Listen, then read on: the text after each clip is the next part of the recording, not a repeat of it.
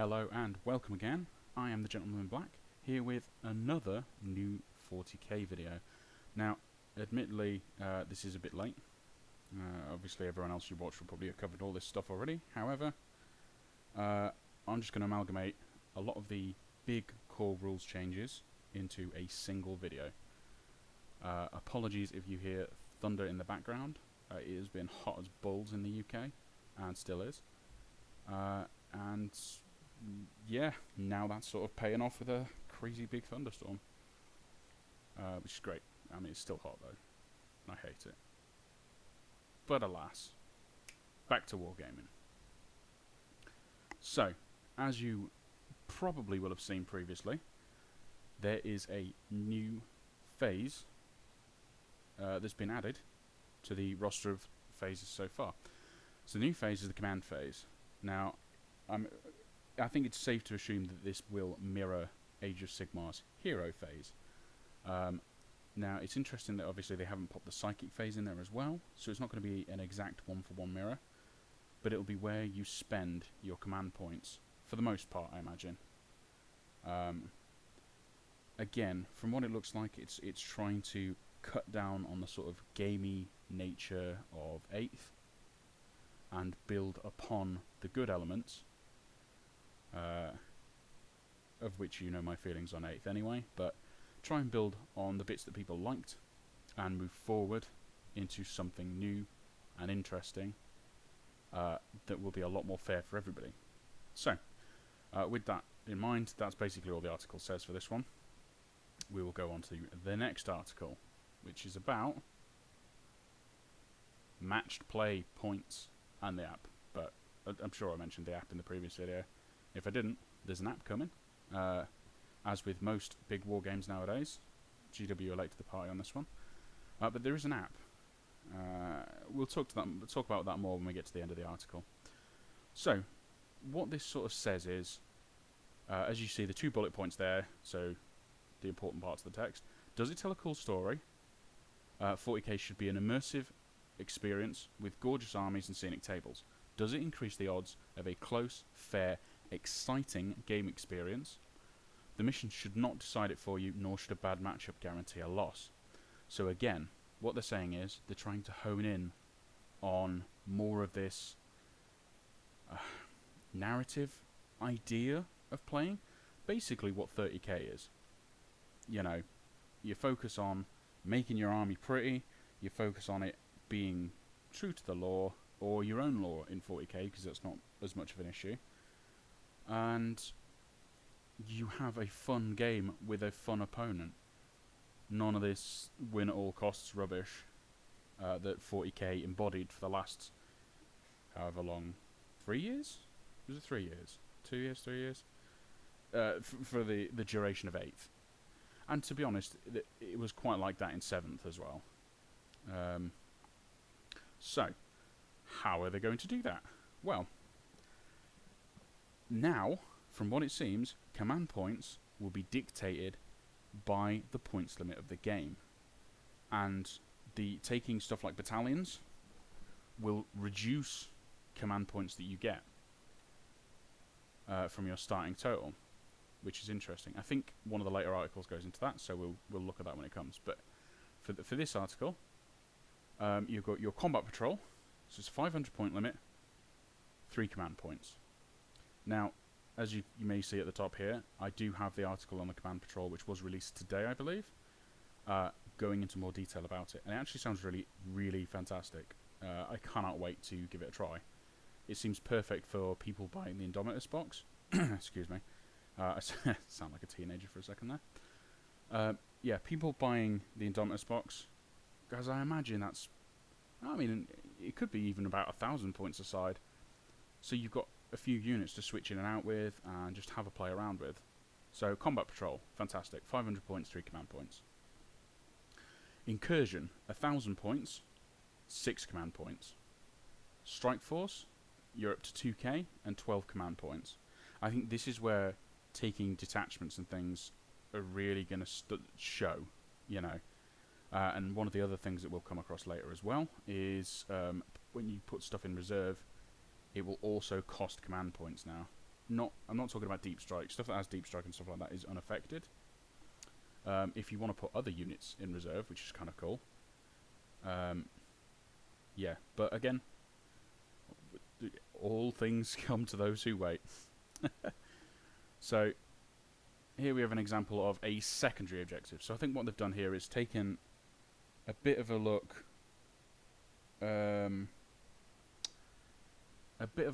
at the ITC system, because I think they were to do with primary and secondary objectives. But I think the problem with ITC was there was a lot of bookkeeping. It was very sort of,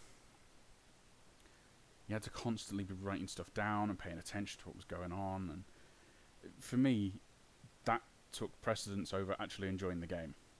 So hopefully they've taken the good elements of that, scrapped all the bad elements, and we'll be left with a really interesting system. So, secondary objectives. When you're instructed to select secondaries, you can select from any presented here, in addition to any secondary objective listed on the mission you are playing, which is kind of interesting. So specific missions will have secondaries tied to them, which is kind of cool, and more thematic as well. So you can score no more than 15 victory points from each secondary objective you select during the mission. Any excess victory points awarded are discounted. So that's an interesting one. I'm surprised you're capped, but again, I guess it's to stop you scoring a load of points early and then just continuing to score throughout the game. So each secondary objective listed below has a category, e.g. purge the enemy.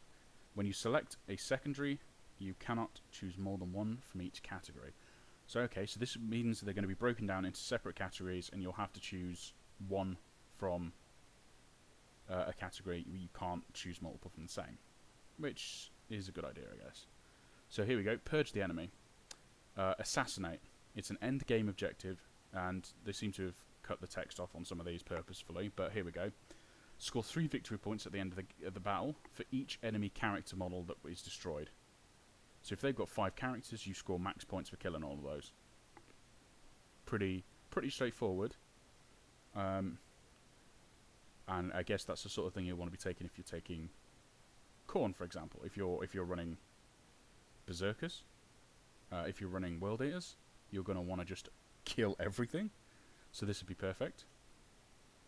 The next one is No Mercy, No Respite. So that must be the second table.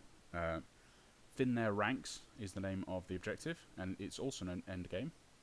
If you select this objective, keep a tally of kill points. Each time an enemy model is destroyed, add 1 to this tally. Add 10 to this tally if the model was, I'm going to guess, since the text has been cut off, Titanic, or whatever the knights and stuff are. I'm imagining that's, or like a massive squad. So I imagine though it's probably going to be tied to power level, because there seems to be a lot of things in this game that's trying to integrate power level into, being a thing. Because previously, let's face it, it was a neglected system. Nobody really used power level. It was a great idea, very good idea. The execution just a little bit lacking though, sadly, but that's fine. They've taken that, learnt from it, and moved forward. Good stuff. Next table is Battlefield Supremacy. The ability is engaged on all fronts, and it's a progressive objective. So you score 2 victory points at the end of your turn if you have 1 or more units from your army wholly within 3 different table quarters. And those units are all more, I'm going to guess, than 9 inches away from enemies or something like that. Maybe 3 inches away from enemies. Again, it's cut off at the bottom. So this one is, I would guess, good for stuff like a mobile army like Eldar. So you just zoom across the table, grab 3 different quarters, suddenly, you score 2 points at the end of your turn. And with terrain and stuff being able to obscure, because the new terrain rules are fantastic. They really are. So it's going to mean a lot less, again, just being shot off the table turn 1. And I think that's what they're trying to limit here, because it was ridiculous. 8th edition was a case of, did you get the first turn? Well, I guess you've won then. in a lot of cases. I'm not saying it was in every case. You know, if you're playing with your friends and they know how to play like a normal person, fine, great, you probably had a fantastic experience. But from my personal experience, yeah, the system needed a lot of work. So, next table, Warpcraft. So I'm guessing this is for psychers. My warp sensitivity is kicking in here. The secondary is Mental Interrogation, progressive. Score 3 victory points each time you successfully complete the following action. Mental Interrogation, Psychic Action, Warp Charge 4. Interesting. So, I'm assuming instead of casting... Oh, Warp Charges. So that's something from 7th. I mean, I don't recall it being an 8th. Interesting. I wonder if they've changed the psychic system. Maybe I'm just wrong. Maybe it's something I've forgotten or overlooked, but that seems interesting. But basically, you have to take a special psychic action to achieve this one, which is pretty interesting. Yeah, I like that. Because when we get to the missions, they also have these special actions that you can take. Funnily enough, it actually reminds me a lot of Malifaux, where you know, certain objectives had you doing, I don't know, delivering a letter to one of the enemy characters or something like that. So that's pretty interesting. I like that. I think it's trying to take some of this focus away as well from just shooting people off the table and trying to make it a lot more strategically, tactically interesting. So I like that. Positive changes. The last table we have to show here is Shadow Operations. The secondary is Investigate Sites. I cannot read apparently. It's a progressive as well. Score 3 victory points each time a unit from your army successfully completes the following action. Investigate Site action. 1 infantry unit excluding, and then it ends. Probably excluding something like bikers or something like that. That, again, is very similar to Malifaux. Very, very similar, in fact. Probably inspired by. But it's a positive move, and I'm okay with that. So, this is what I was talking about. The 4 pillars. Eternal War, Mission, Strike Force. So, mission briefing. Ancient alien pillars that crackle with distorting energies dominate this battlefield. If their power can be siphoned off, you will gain a significant resource to use against your foes. So, the pillars in this mission reinforcement units cannot be set up within range of any objective markers, and they are 10 inches from the centre of the board each, so they're 20 inches apart. There's also a 9-inch circle. I can't remember which mission this is in Heresy, but it's basically that deployment setup. And you're both in opposing table quarters. So, primary objectives for this mission. Take and hold, progressive. At the end of each player's command phase, ooh, that's another thing the command phase will be useful for, scoring objectives. The player whose turn it is scores 5 victory points for each following conditions they satisfy, for a maximum of 15. Okay, so it seems primaries are capped at 15 as well, so 30 points is the max you can score. Which I think is the same for ITC, but I might be wrong. They control 1 or more objective markers. They control 2 or more objective markers. They control more objective markers than their opponent. So this could be very easy. So if you fulfill, you get 5 victory points for each of the ones you fulfill. Wow. So if you control 1, you get 5 points. You control 2 or more, you get 10 points, I'm assuming. And you get... Yeah, if you control more than your opponent, you score 15. Potentially. Obviously, you know, you have all 3. So, pretty interesting, actually. And you can't score the primary in the first battle round, which makes sense. If you have stuff like scouts advanced deploying, that would be nuts. Just, hey, look, we're playing Pillars of Power.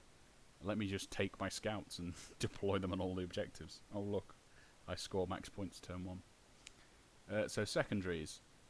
So this is where the whole secondaries, and you can choose optional secondaries as well, comes into effect. Siphon power, progressive. If you select this objective, units in your army can perform the following action. So this is the, you take an action to get an effect, which scores you points. So the siphon power action. One or more units from your army can start to perform this action at the end of your movement phase. Each unit that starts to perform this action must be within range of a different objective marker. A unit cannot start this action while enemy units, excluding aircraft, because there's been a huge change to aircraft, but again, later video, are in range of the same objective marker. This action is completed at the end of your next command phase, and you score a number of victory points depending on how many units completed it.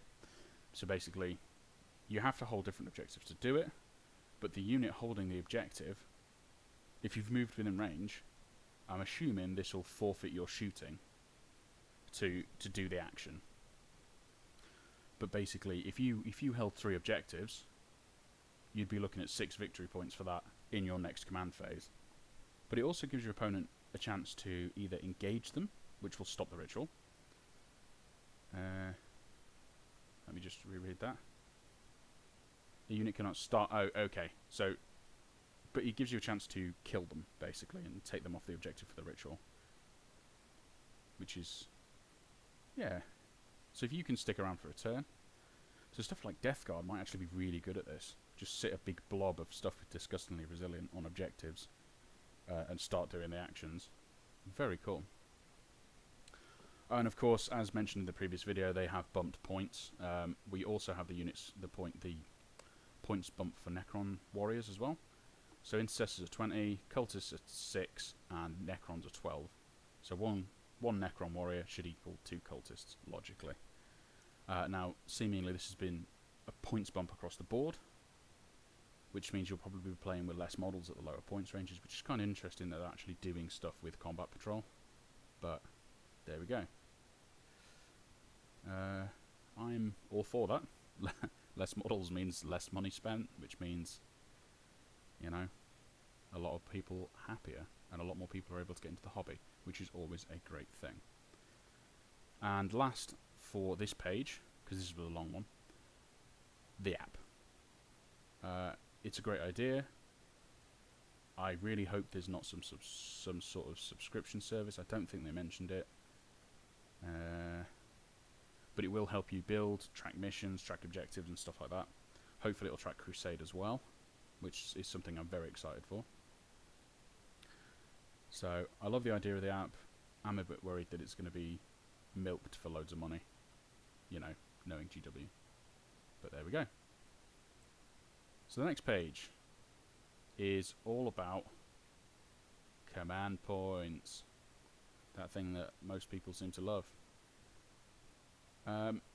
You don't just get more command points in the new edition, both players will also receive the same amount according to the size of their game. After all, the larger army a warlord leads, the more strategic assets will be at their disposal. And we've already been through this, but this table just adds power level to that. So Combat Patrol is up to 50 power level, Incursion is 51 to 100, Strike Force is 101 to 200, Onslaught is 201 to 300. And yeah, power level seems to be effectively 100 times in points. Yes? Maths? Yes. We'll go with that. Mustering your army. So if you don't earn command points by taking additional detachments, do they still interact with each other in any way? The answer is yes. But how do you... but how they do so has been turned on its head. So instead of earning your command points, each detachment will take away command points. So as I mentioned before, you'll be losing command points by taking detachments. But I imagine they'll probably give you certain benefits now. However, it's worth noting that the command points spent on a quote-unquote core detachment, patrol battalion or brigade, are refunded if it also includes your warlord. Okay, so your main... Again, I think this is to stop people just grinding out loads and loads of command points and being able to just constantly spam them. So yeah, if your warlord is in the main detachment, you're going to get that detachment for free. command point wise. Pretty useful. It stops all this, you know, hey look, I'm turning up with 30 command points. I'm just going to constantly be doing stratagems and stuff like that in the first couple of turns. Yeah, it's pretty cool. So, and also the big thing is, an army drawn exclusively from the same faction and comprising a single detachment is the most strategically flexible on account of their experience fighting alongside one another, and therefore offers the most command points. So one thing that they haven't mentioned is that if you want to take allies of any kind, it's going to cost you command points. So that's, again, another positive change, is to stop all these sort of soup lists, as they call them, where you just go, everything's Imperium, bam, one army. You know, I've got Custodes, I've got Sisters of Silence, I've got Sisters of Battle, Space Marines, all in one banner. Take the best of everything. So it's trying to stop that. Again, positive changes. So, battalion detachment. Command cost 3 command points. All units must be from the same faction. They cannot include any understrength units. Oh, that's interesting. I'm not sure that's a wholly positive change. But there we go. So understrength units, if you're not familiar, is what they did with Sigmar, where because you don't pay on a model by model basis in Sigmar, if you didn't have enough models to fulfill the minimum unit cap, you'd have to pay for the unit as it was, and then you'd just lose models. So basically you were putting yourself at a disadvantage. I think maybe that's tied to, I guess, not fulfilling a battalion. If you're like quote unquote battle forged, but you don't fulfill a restriction, like a battalion, a patrol, or a brigade detachment, you'll be able to field these understrength units, basically because it's a casual game, effectively. Whereas this is to stop shenanigans, I imagine, like taking a single intercessor. But yeah, that's kind of interesting. Command benefits: +3 command points for your warlords in it, as they mentioned. Yep, fantastic. And dedicated transports can include 1 for each infantry unit taken. Yeah, so we're back to the old way of doing it, where you can't just spam dedicated transports, but you get 1. Your infantry choice can take a dedicated transport. So that's interesting. And it's 2 HQ, 3 troops, and then everything else is optional. So again, very simplistic view. I like the sort of infographic they've done. It's going to be great for new players. Aha! The command phase. Commanders gauge the flow of battle, consolidating their objectives before making alterations to their battle plans and devising new tactics and strategies with which to defeat the foe. If your army is battle forged, which is what I was talking about with minimum strength units, then at the start of your command phase, before doing anything else, you gain a CP. This is called the Battle Forged CP bonus. Don't know why there needed to be a name for it, but there you go. So everybody's going to be getting a single CP every turn, as long as they're battle forged, which for the majority of people playing, they will be. Some abilities found on data sheets and some stratagems are used in your command phase. In addition, some missions have rules that take place in the command phase. Once your opponent and you have resolved these rules, if any, progress to the movement phase. So we're still on the fact of you can't skip phases, seemingly. Abilities and command stuff will be done in the command phase. Very similar to Sigmar. More stratagems, great. They made a simple system and then cluttered it with stratagems and other random pointless rubbish. So, but here we go. Cut them down. Core stratagem, 1 CP. Use this when an enemy unit falls back. Before any models move, roll 1d6 for each model from your army that is within engagement range of that enemy unit. For each roll of a 6, they suffer 1 mortal wound. So, I think this is to get people out of combat if they're surrounded. Because I think there was a huge issue with people were just... Yeah, people were just surrounding units and then they couldn't retreat or anything like that. So now, you take damage for it, but you'll be able to fall back. So, yeah. That was another useful article. And here we go, the next one. So this, as I say, this video might be a bit longer, but it's just going to be covering all the main changes to the rules.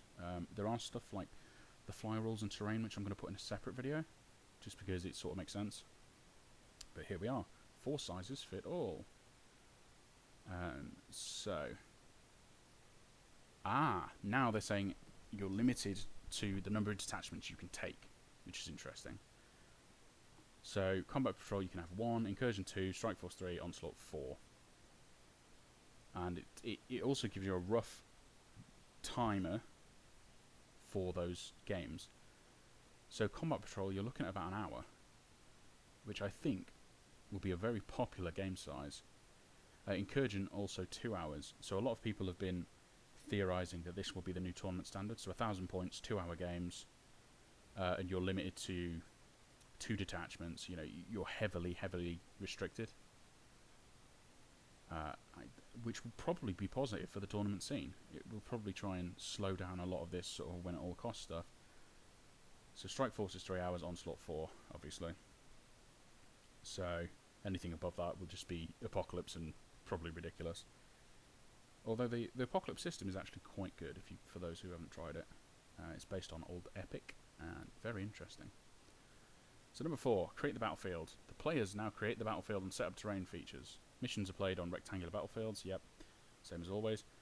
Okay, so they've changed the size of the battlefields. So your Combat Patrol / Incursion is now 44 inches by 30. So forgive me what that is in real people measurements, in feet. But it's a lot smaller. I think it must be 6 by 2 foot, because they're all 44 inches. Is it 6 by 2? Yeah, must be. No, who knows? Either way, it's a hell of a lot smaller. So that's kind of interesting. Going to take up a lot less space in if you go into a big tournament as well, hopefully. More space for you to keep your cards and things on the table. So, mission statement. To further reinforce the distinction between each game, each size. No sufficient. Okay, they're just talking about missions. So, different missions for different sizes of games, and you can roll on the table. So, I'm not going to go through the missions all that much because they're not super important. This one's lengthways, which is kind of interesting. You're still 24 inches apart. This is the one big thing I've seen taken away from everything, is that you're still going to be 24 inches apart no matter how small the board ends up being.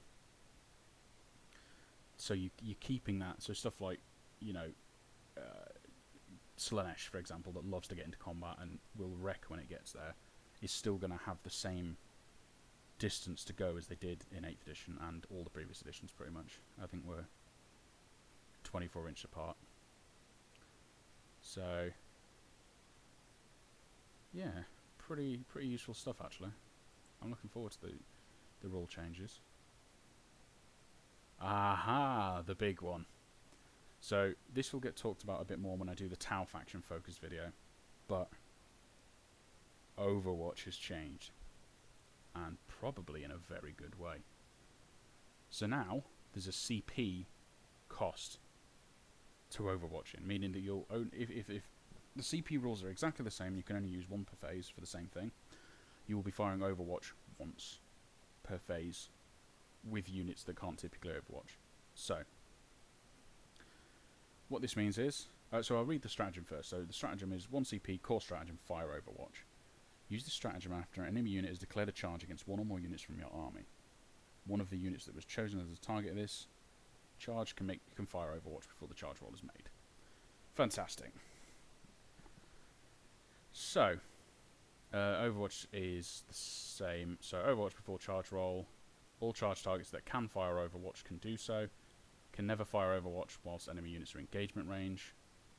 When firing Overwatch, shoot the unit but hit on 6. Exactly the same as previously. What this means now, though, is I imagine all quote-unquote troop units will automatically have Overwatch. Things like Vehicles, though, will not. So if you want your Riptide to fire Overwatch, you're going to have to pay for it, I'd imagine. Although, for the greater good is a completely different argument. But there we go. So yeah. Dialing back on what can Overwatch will speed up the game and take out a lot of the... Yeah. I think the only people who were super egregious in the Overwatch phase was Tau. But still, it took up a lot of time and usually for nothing that mattered. Although I really hate the whole rerolls thing. Still do. It's not really a good thing in 40k. But there we go. So, there'll be new benefits for terrain as well. So infantry can choose to hold steady or set to defend in defensible terrain. So either hold steady, they hit on 5 in Overwatch. Pretty useful. Or set to defend, they can't fire Overwatch, but they get +1 to hit in the next fight phase. So stuff like if you're charging Berserkers, which you'd be mad to do so, but there you go. They'd probably choose to set to defend, because they're hitting on 2s. Which is pretty great when you think about it. But things that are really good with their weapons, I guess, you know, maybe like heavy weapon squads if they still get it, or just even intercessors with bolt rifles. Suddenly hitting on 5 is a big deal. You know, you've got a third chance of hitting, which is pretty good. So again, positive changes.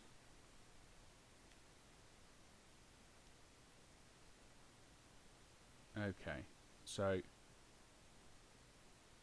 as this is saying, one of our favourite new parts is a battle trait your units can receive as part of a Crusade force. So this is Crusade. This is not going to be in the main game, but Crusade sounds fantastic, by the way, and I think I'm going to do a video on it because it is cool, and I am super stoked for it.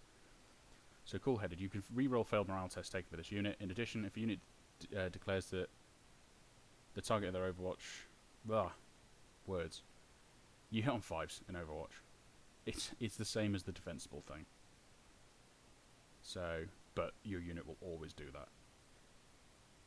So pretty good actually bonus for your veterans to take. Pretty cool. So yep, strategic reserves changes. This is another great positive change. And again, you notice the whole tying of power level into this. So, basically, anything can now go in reserve. Anything that could go in reserve, so, you know, like the whole teleport strike of Terminators or cult ambush for Genestealer cults, this doesn't apply to them, because they could do it anyway, they can do it for free. This specifically is for everything else that couldn't do it. You know, if you want to keep your Wraith Knight in reserve so it doesn't get murdered turn 1, and then bring it in on turn 2+, you can. It's just going to, whatever the CP cost for it is, I imagine somewhere between 30 and 39 probably. It's going to cost him 4 CPs to come in, for example. So the cheaper the unit is, the less CPs it costs to bring it in, because obviously it's not going to be as effective. More expensive, the more expensive CP-wise it gets. So at the moment they've only listed up to 49 power, which is 5 CPs. Great. I like that. I like that you can hold things in reserve. Also, it seems like there's no... I think this comes later on, but it seems like there's... Yeah. Battle round 1, you can't bring reserves in. Makes sense. That's not when reserves would appear in battle. Battle round 2+, you can set them up wholly within 6 inches of any battlefield edge that isn't an enemy edge or deployment. Sorry, that isn't the enemy deployment zone. Or their battle edge, apparently, which is the same thing. Battle round 3, same thing. Except you can set them up in the enemy deployment zone, just not on their battlefield edge. Yeah, that's weirdly worded. Not sure why that's worded like that, but there we go. Can't be set up within 9 models, same as previous rules. Cannot make normal move, advance, or fall back this turn. Again, kind of interesting. Always count having moved, which makes sense because they've just walked onto the battlefield effectively. And if they're not set up by the end of the battle, they're destroyed. But prior to that, you can bring them in any turn you want, which is great. It goes back to the old way of doing it. And I like that it's a choice now. You bring them in whenever it's appropriate. That makes sense to me. It always made sense to me, and I don't know why it isn't in Heresy as well. You can choose when your reserves come in. It doesn't make sense that they just randomly show up.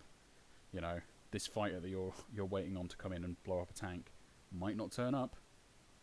It's just a bit odd. So, lying in ambush, it's possible to deliver a punishing counterblow with your reinforcements. They can't normally be set up within 9 of any models, but if you set them up within 1 inch of your own battlefield edge, they can be set up even engaged with models. That's interesting. I think that's a huge corner case thing. They won't be able to fire Overwatch against them. Very cool though. Very corner case, but I imagine someone's going to get caught out by it.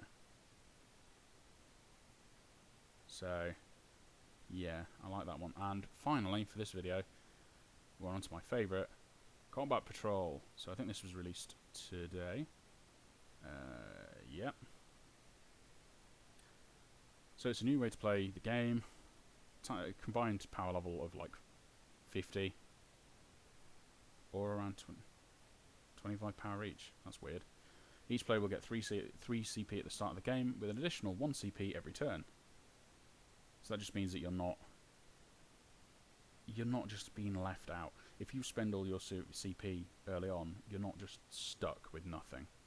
And because you can only take a single detachment as well, you're not going to be getting all the crazy stuff going on. So it's going to be fun.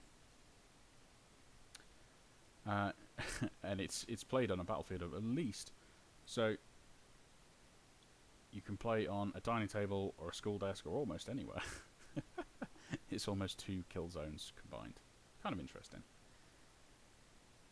They'll only take about an hour to play, making an amazing option if you don't have time for a large game. Great. I'm down for that. I'm so down for that. It's the reason I play Kill Team, because I think it was the perfect size for like the 8th edition rules. And it didn't take that long to play. You could hold your own ladder campaign or in just one evening. Great.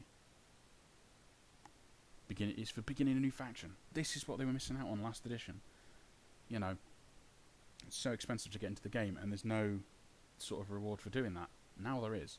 Now you can play smaller games with your friends. You can do... it's like a Tale of 4 Gamers, where you each buy a start collecting box, your codex, and that's it. You're ready to play Combat Patrol pretty much. Because I imagine most start collecting boxes are around 500 points. Or 50 power level. Which is great. They've also got their own specific missions. So, sweep and clear. The mission is Indecisive Attack. No, sorry, Incisive Attack. Not Indecisive Attack. That sounds like the way I go about attacking things. Like, yeah, I don't want to kill this. It'll be fine. Mission rules. Sweep and clear. In this mission, if you control an objective mark at the end of your command phase, it remains under your control. So that is a Sigmar thing, where you control the objectives once, and then as long as no one takes it off you, it's yours. Primaries. Take and hold progressive at the end of each player's command phase. Player whose turn it is scores 5 victory points for each of the following conditions they satisfy for a max of 15. Unless it's 15 a turn. Maybe I got that wrong before. But that seems like a crazy amount of added up constantly. So they control 1 or more, 2 or more than their opponent. So same as the other one, bit simple. And it can't be scored in the first battle round. Same as before.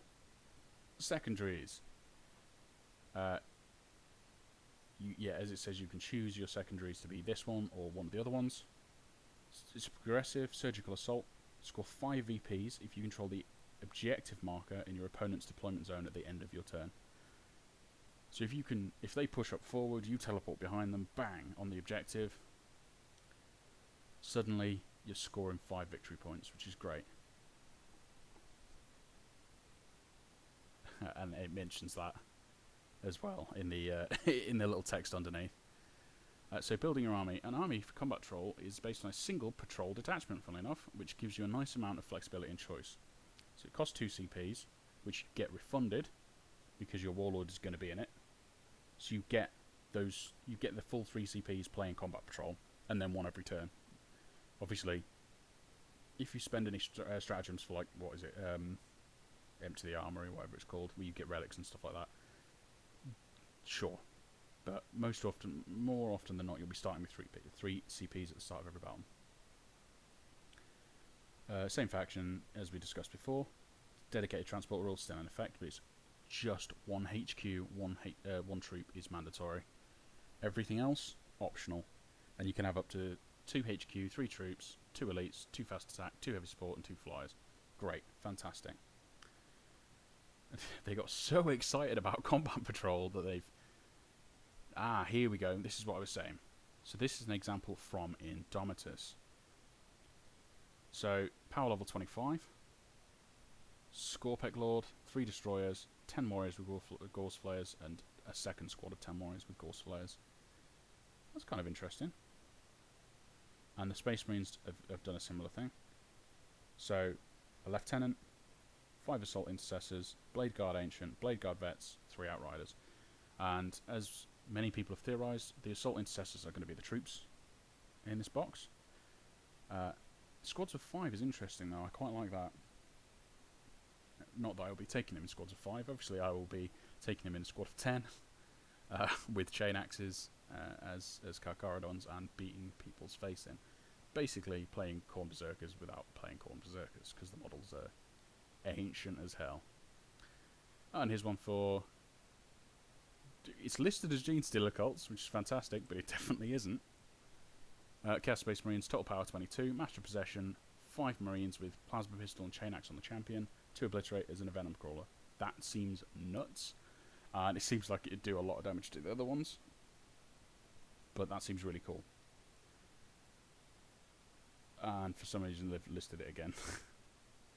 But basically in the Genestealer Cult one that they've misdone, they've added a Jackal Alphas and some pure strain Genestealers to a start collecting box, effectively, to give them some extra precision and stuff like that. And Mechanicus, Tech Priest Engine Seer, 10 Skitarii Rangers, Scorpius Dune Rider, and 3 Cat-Throne Destroyers. This one doesn't seem so great. It doesn't seem like the Skitarii Rangers are upgraded with anything, unless upgrades are free in terms of power. But yeah, so that's interesting. So on that front, we will leave it there for today. Yeah, I have to say I'm still really looking forward to 9th. I'm definitely picking up the Indomitus box. Just don't tell anyone that I said that, but I am. And yeah, looking forward to maybe filming some Combat Patrol games when it comes out with the stuff in the Indomitus box, seeing how that plays. So yeah, thanks for watching as always. Don't forget to like, subscribe and share with your friends, because hot damn am I one of those YouTubers who needs those views. So yeah, thanks for watching.